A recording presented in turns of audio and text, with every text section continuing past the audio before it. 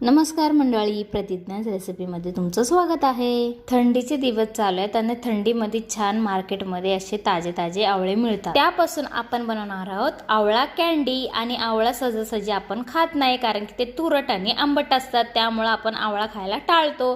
तर आपण अशी रेसिपी बनवून बघूया की ज्याने आपण आवळा खाऊ शकतो। आवळा हा खूप गुणकारी आहे, केसांसाठी, डोळ्यांसाठी, प्रत्येक आपल्या शरीराच्या पार्टसाठी आवळा खूप गुणकारी आहे, म्हणून आपण आवळे खाल्लेच पाहिजे। चला तर मग आपण वळूया रेसिपीकडे। मी इथं अर्धा किलो आवळे घेतलेत, स्वच्छ धुवून आणि पुसून। इथे एक टोपामध्ये मी घेतले पाणी, त्याच्यावर ठेवले चाळणी आणि चाळणीमध्ये हे सगळे आवळे ठेवून आपल्याला उकडून घ्यायचे झाकण ठेवून। जेव्हा तुम्ही झाकण उघडून बघशाल तेव्हा ते त्याच्या कळ्या उमललेल्या असणार, तर समजून जायचं की हे आवळे चांगलेपणे शिजले आहेत। आता हे आवळे उकडून झालेत। उकळल्याच्या नंतर आपल्याला याला थंड करून ह्याच्या पाकळ्या वेगवेगळ्या करायच्या। त्याच्यानंतर आपल्याला ह्याच्यात घालायचे पाव किलो साखर।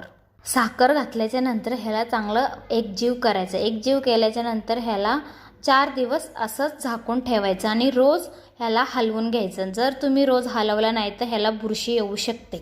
मुलांना अशी आवळा कँडी बनवून दिली तर मुलं सुद्धा आवळा खातात।